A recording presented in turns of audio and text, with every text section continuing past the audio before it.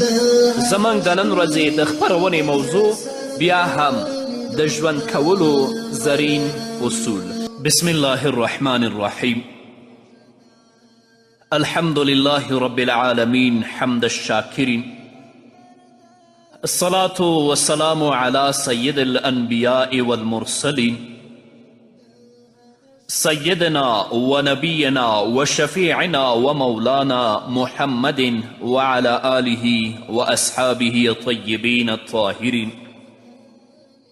قدرمنو اوریدونکو د ژوند د لارې د خپرونې مینوالو، السلام علیکم و رحمت الله وبرکاته. ستاسو روغتیا او خوشحالي د پاک رب نه غواړم، په دې هیله چې د صحت او عافیت جامې پر تن ولرئ او خوشحالي مو په برخه وي. دا دی زه محمد یاسین فهیم د ژوند د لارې د خپرونې په وړاندې کولو کې ستاسو په خدمت کې یم. زموږ د نن ورځې د خپرونې موضوع بیا هم د ژوند کولو زرین اصول. درنو اوریدونکو، تاسو په تیرې خپرونه کې واوریدل چې نبی کریم صلی الله علیه وسلم خلکو ته د معلوماتو ورکولو لپاره څه وایي؟ خیرکم خیرکم لاهله و انا خیرکم لاهلی. په تاسو کې غوره هغه دی چې د خپل کور وګړو ته تر ټولو ښه وي، او زه له تاسو ټولو څخه د خپل کور وګړو یعنی میرمنو ته ښه یم. د اسلام مقدس دین خو ښځو ته تر دې حده حقوق ورکړي او دومره احترام یې ورته کړی چې د یوې ښځې د عزت له امله غټې غټې جګړې رامنځته شوي دي، د وینو نذرانې ورکول شوي، د وینو رودونه وبهېدل، او په هره خوا د اسلامي فتوحاتو بیرغ راپاند شو. ابن هشام په خپل سیرت کې لیکي په مدینې منوره کې یهود له مسلمانانو سره یو ځای اوسېدل. د یهودو ته د حجاب حکم خوند نه ورکوه، او نه یې دا خبره زغملی شوه چې د دوی په کلو بانډو کې دی د مسلمانانو ښځې په حیا او په پرده کې ګرځي. نو دې یهودو به تل هڅه کوله چې د مسلمانانو میرمنو په غونډه کې فساد او عریاني ته لمن ووهي، خو بیا هم په خپلو شومو پلانونو کې بریالي نشول. لکه اوسني یهودان چې اوس هم په همدې کوشش کې دي چې څنګه مسلمانې میندې او مسلمانې خویندې بې حجابي، بې پردګي او فساد ته وهڅوي. ځینې د دوی د فریب په جال کې پریوتلي، اما ځینې خویندو او میندو ته الله رب العزت فولادي عقیده او فولادي ایمان ورکړی دی، کله هم د دوی په جال کې او د دوی په فریب کې نه غورځېږي.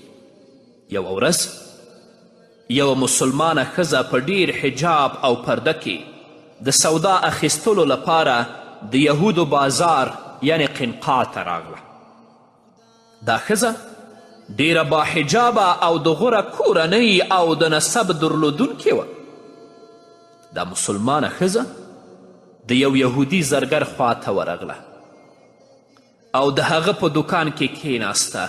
یهودي چې د دې ستر او پرده ولیده نو په زړه کې د غصې اور بل شو. د یهودي وغوښتل چې د دې باعزته ښځې د لیدو او لمس کولو څخه هغه ډول خوند واخلي لکه څنګه به چې د اسلام راتللو وړاندې اخیست. د یهود هڅه وکړه چې دا مسلمانه ښځه حجاب لرې کولو او مخ ښودلو ته مجبوره کړي، خو دې مسلمانې ښځې خبره ونه منله. دا مسلمانه ښځه د دې یهودي په دوکان کې ناخبره ناسته وه چې دې خبیث زرګر د موقع په لاسته ورتللو سره د شا لخوا د دې د قمیص لمن د دې په ملا باندې د زوړند پوړنې پورې وتړله. دا مسلمانه ښځه چې کله ودرېده نو شاتنۍ لمنې پورته شوه او بې پردې شوه. دی خبیث او دې سره نږدې دکاندارانو په قهقه خندا کولو سره ښځې پسې شو او همداسې خندا ته دوام ورک. باعزته ښځې په چیغو او فریاد لاس پورې او وی ویل که زه مو وژلی وی دا ماته له دې غوره وه چې تاسو زه بې پردې کړم. اما په تاسف سره باید ووایم چې ځینې په نامه مسلمانانې خویندې بازارونو ته په داسې جامه کې راوځي چې یو مسلمان هغې ته په کتلو سره شرمیږي، خو دوی د الله نه نه ویریږي چې د حشر په ورځ به دوی الله په خپل حضور کې دروي او الله به د دوی نه پوښتنه کوي. ګرانې مورې، ګرانې خورې، د دنیا ژوند ډیر محدود ژوند دی، لنډ ژوند دی. د ژوندون ضمانت ته نشي کولی چې زه به تل ژوندی یم، یو ورځ نه یوه ورځ به مرې، د الله حضور ته به ورځې، الله به تا سره بیا څه معامله کوي. راځه هغه جامه واغونده چې هغه درته الله ویلي او محمد رسول الله ویلي، د الله نه حیا وکړه. نو دې مسلمانې ښځې وویلې دا ماته له دې غوره وه چې تاسو زه وژلی وی او تاسو زه بې پردې کړې نه وی. دلته یو مسلمان هم ولاړو. دې مسلمان چې دا پیښه ولیده نو د ایمان جذبه یې په جوش راغله، خپله توره یې له تیکۍ څخه راوویستله، په زرګر یې ور منډه کړه او په یو ګزار دا یهودي زرګر د جهنم کندې ته ورګزار کړ. ولاړ یهودان په مسلمان باندې راټول شول او دا مسلمان هم دلته شهید کړ. دا وخت معاهده شوې وه چې مسلمانان او یهودان به له یو بل سره غرض نه لري، نه به جنگ کوي او نه به د یو بل د حیا او د دین بې حرمتي کوي. محمد رسول الله صلی الله علیه وسلم چې له دې پیښې خبر شو او په دې پوه شه چې یهودو معاهده ماته کړې ده او د یوې پاک لمنې ښځې د بې حرمتي مرتکب شوي دي، نو اسلامي لښکرې د همدغو قینقاعیانو یعنی د همدغو یهودیانو د محاصرې لپاره ولیک. اسلامي لښکر چې ورسید نو بنو قینقاع یې محاصره کړه، تر څو چې یهودو د محمد رسول الله پریکړه ونه منله اسلامي لښکر شاته نشو. محمد رسول الله صلی الله علیه وسلم غوښتل چې یهودو ته د خپلې کړې خطا داسې عبرتناکه سزا ورکړي تر څو دوی پوه شي چې د یوې حیاناکې ښځې د عزت او عصمت څومره ارزښت وي. راشه نن د مسلمانانو حال وګوره. په اسلامي نړۍ کې د کفارو او د دوی د لاسپوسو له طرفه څومره مسلمانانې خویندې او میندې بې عزته شوې. کم دی غیرت، کم دی ایمان په ننني حاکمانو کې چې ځان ته مسلمانان وایي او د دوی په حکومت کې مسلمانې پیغلې او مسلمانې میندې د کفارو او د دوی د لاسپوسو لخوا بې عزته کیږي، بې حیایه کیږي. کم دی وجدان په دوی کې، کم دی ایمان په دوی کې.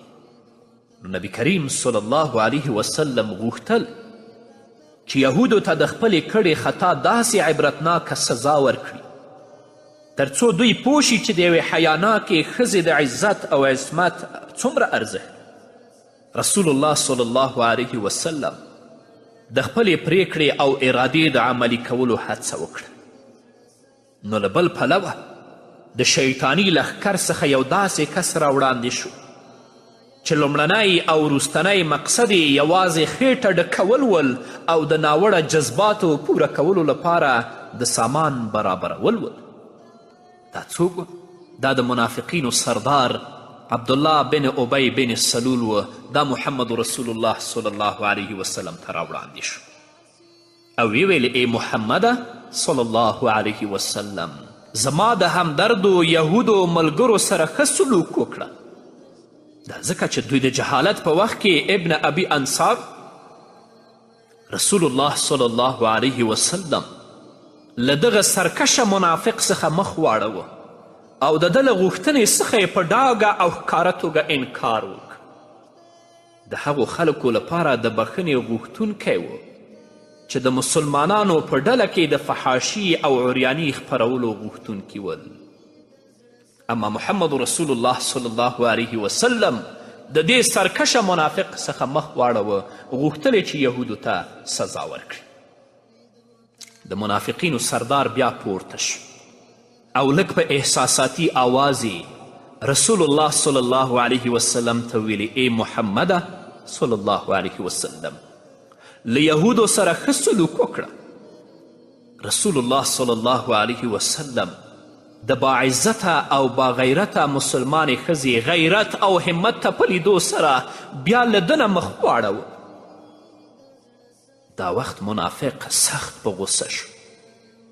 د بدبخته د محمد رسول الله صلی الله علیه وسلم مبارک گریوان ته لاس واچوه. ځان پلو ته محمد رسول الله راکش که او وی ویل زما له همدردو سره ښه سلوک وکړه. د دې منافق په ناوړه کړنه محمد رسول الله صلی الله علیه وسلم ته غصه ورغله. د هغه لاسونو ته ټکان ورکه او په غصه یې وویل ما پرېږده. دا ټول د څه لپاره؟ د یوې مسلمانې باعزته او باحیا خور د عزت نه د دفاع په خاطر. ننني حکام دي که هغه واړه دي که مشران دي، د محمد رسول الله صلی الله علیه وسلم مبارک سیرت پرانیزي، دا واقعه دې په خلاصو غوږونو واوري. که نن یوې مسلمانې ښځې سره ظلم او زیاتی کیږي یا د کفارو لخوا یا د دوی لاڅپوڅو لخوا، دا حکام باید د هغوی په مقابل کې او د هغوی په وړاندې څنګه ودرېږي، هغو سره څه وکړي. اما په تاسف سره دوی د غلامي سرونه ورته ښکته کړي، په دې سترګې پټې دي.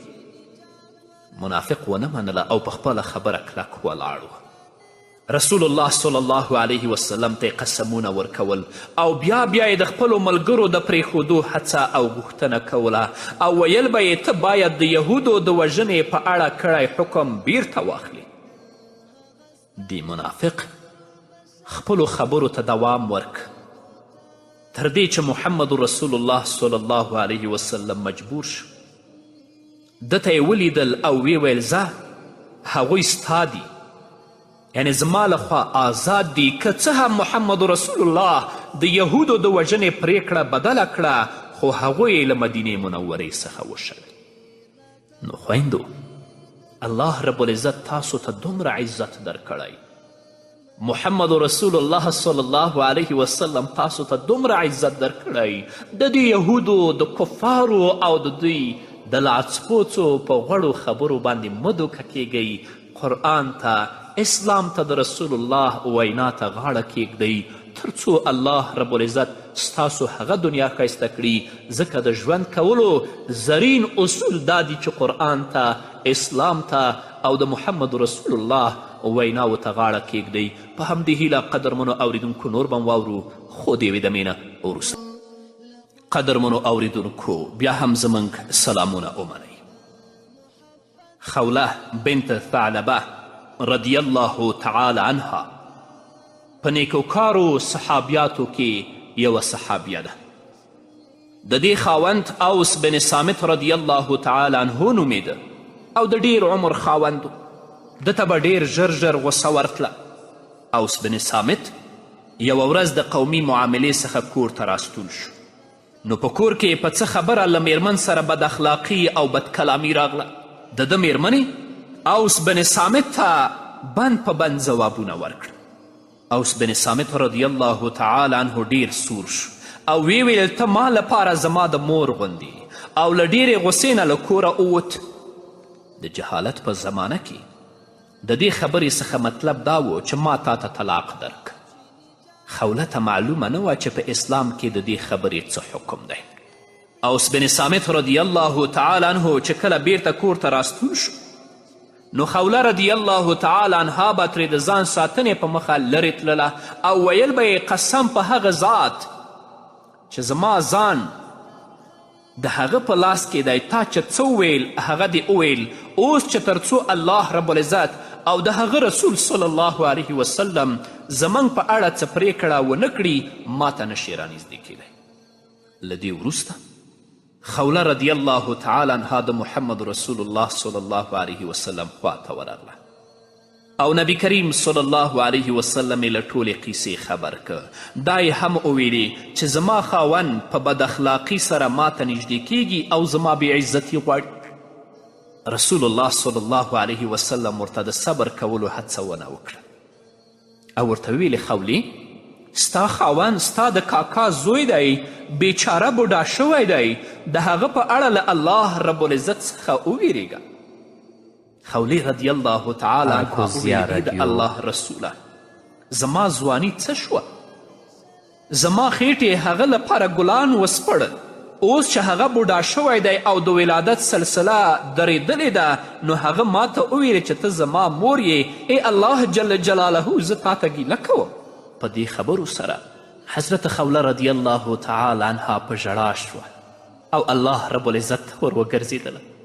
رسول الله صلی الله علیه وسلم د دې دواړو یعنی د ښځې او خاوند په اړه د الله رب العزت د پریکړې او د الله د فیصلې په تمه شو. انتظار لا تر اوسه خوله رضی الله تعالی عنها د رسول الله صلی الله علیه وسلم له مجلس څخه نه وه وتلې چې جبرائیل علیه الصلاة والسلام د الله رب العزت لخوا وحی راوړه.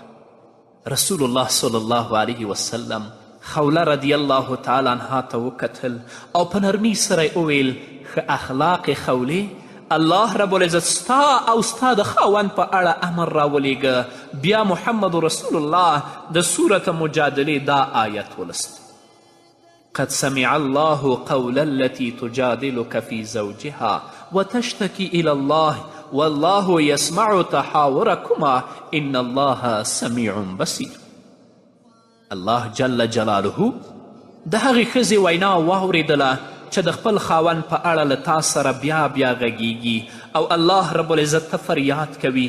الله جل جلاله ستاسې دواړو پوښتنه او ځواب اوري. هغه د هر څه اوریدونکی او لیدونکی دی. له دې وروسته محمد رسول الله صلی الله علیه وسلم حضرت خولې رضی الله تعالی عنها ته وویل خپل خاوند ته ووایه چې هغه یو مریی آزاد کړي. هغې ویلې ای د الله رسوله هغه سره د آزادولو لپاره هیڅ هم نشته. رسول الله صلی الله علیه وسلم وویلې بیا د 2 میاشتې پرله پسې روژې ونیسي. هغې ویلې قسم په الله هغه خو ډیر بوډا شوی دی، 2 میاشتې روژې به څنګه ونیسي؟ رسول الله صلی الله علیه وسلم ویلې بیا دې په 80 مسکینانو یو وسق کجورې وخوري. هغې ویلې ای د الله رسوله له هغه سره دومره کجورې هم نشته. رسول الله صلی الله علیه وسلم وویلې یوه ټوکرۍ کجورې مرسته به ورسره موږ وکړو. هغې ویلې ای د الله رسوله یوه ټوکرۍ به ورسره زه مرسته وکړم. رسول الله صلی الله علیه وسلم وویلې نو لاړه شه او د خپل خاوند له اړخه کجورې صدقه کړه. له دې وروسته درته خپل خاوند سره د ښه سلوک کولو وصیت کوم. دا حدیث د امام احمد رحمه الله په مسند کې موجود دی. هغه ذات پاک او سچه دی چې محمد رسول الله صلی الله علیه وسلم د صلې رحمي، رحمدلي، نرمي، بردباري او د ښو اخلاقو په څیر اوصافو باندې نازولی دی. ما خپلو اولادونو، میرمنې او له هغې وړاندې خپلو خویندو، ورونو، مور او پلار سره د ښه سلوک کولو تجربه کړې ده. ما ته په دې لارو کې دومره کمال او تاثیر تر سترګو شو چې په اړه یوازې هغه خلک فکر کولی شي چا چې په خپل هر ورځني ژوند کې پرې تجربه کړې وي. په دې هر څوک نه پوهیږي.